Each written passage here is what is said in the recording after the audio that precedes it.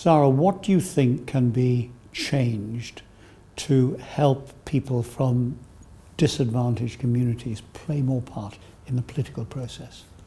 I think there's many ways Parliament could be more accessible. I think too much is concentrated in Westminster. When people want to engage with Parliament, they often have to know the way Parliament works, and a lot of people don't get that education, whether it's at school or in their working life, and they often turn to MPs in very desperate situations. So I think we have to make Parliament more accessible in our education system.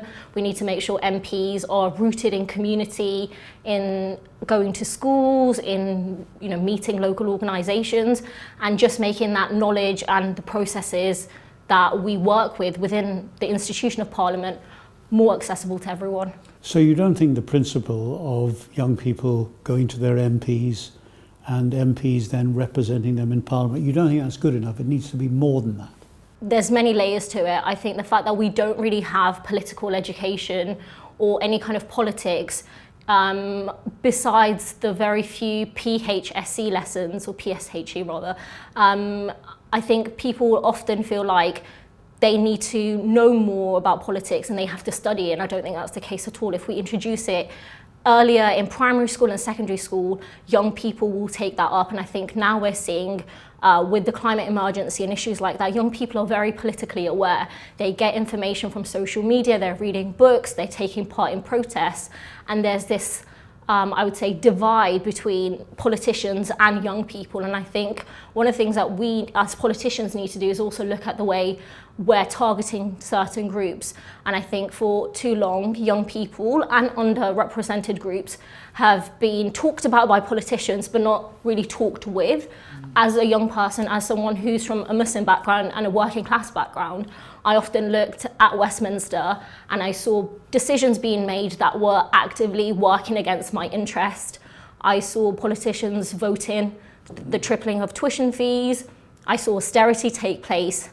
And I just felt like this was an older group of people who had come through much more privilege in life and then taken away those opportunities. So I think having more younger people in politics definitely helps, but I think we also need to be supporting young people and making policy decisions that help young people as well. You've been a very strong advocate for ensuring equality in response to COVID, especially when it comes to vaccine distribution. What have you learned from championing disadvantaged communities in times of crisis? Is there a special message that you could come up with from that? Disadvantaged communities shouldn't be a footnote when it comes to policy decisions being made.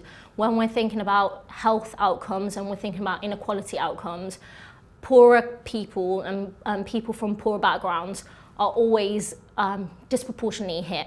When we look at the impact of austerity on working class communities, on women, on disabled people, it's disproportionate. When we look at how COVID hit certain communities and how many people died from certain communities, you will see those disparities present as well. And I think politicians and policymakers should always be engaging with groups who are going to be disproportionately hit, making sure that those voices are at the table, that decisions when it comes to any kind of policy issue, whether it's housing, whether it's health, whether it's anything at all. And in particular, going through the COVID pandemic as a politician, what I found was this struggle at the beginning really to understand why certain communities would be distrusting of health messaging or trusting of public health guidance coming from the government. And people were very happy to just say, this is certain communities and they don't want a vaccine because of hysteria on WhatsApp groups and stuff, rather than understanding that there are communities who have historically experienced negative outcomes in health, have been seen in a particular way by authorities, by the government, by police and so forth. And there's these reasons why they might feel a certain way when they're being told they have to do something. So rather than engaging in a kind of more meaningful, a more transparent way, I think people already had certain preconceptions and they were forced to have to adapt because people need to be listened to in a very authentic way.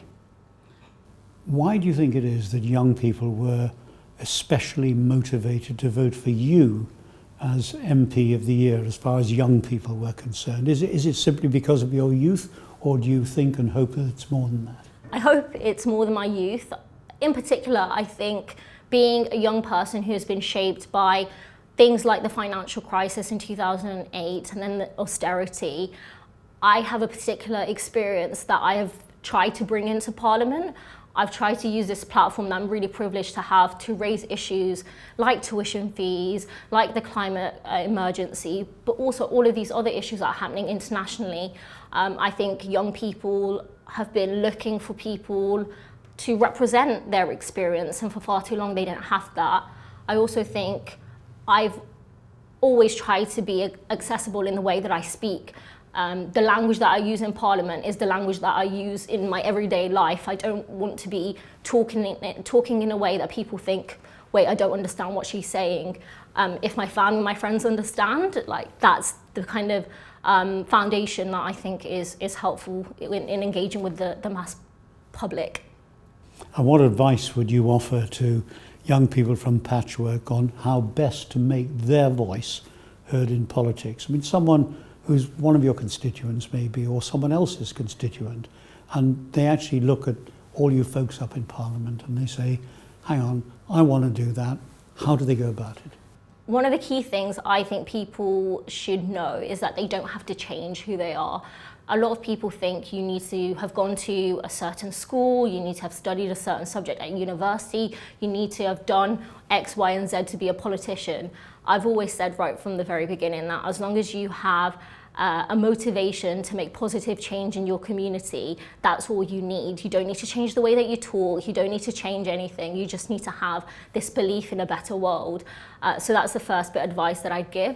The second bit of advice, people who are involved with Patchwork's programs are already doing the right thing, they're already engaging with our political process, and I really worry that in times of political crisis and economic crisis and so forth, there's a real danger that people can feel despair, that nothing's going to change, you know, the planet is on fire, and there's all of these things happening across the world that can make people feel really not motivated. And as long as they continue to engage with the political process and know that there's different ways of getting involved, they can get involved with Patchwork, they can get involved with a trade union if they're working, and there's trade unions even for people who aren't at work. If you're at university, there's your student union that you can get involved with, there's the National Union of Students.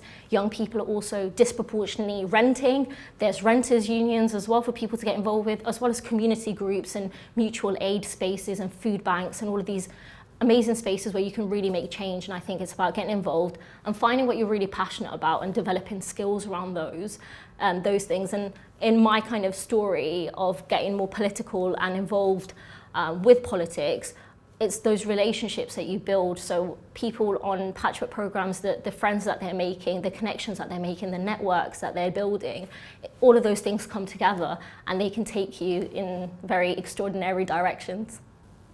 Zarah, great advice. Thanks very much indeed.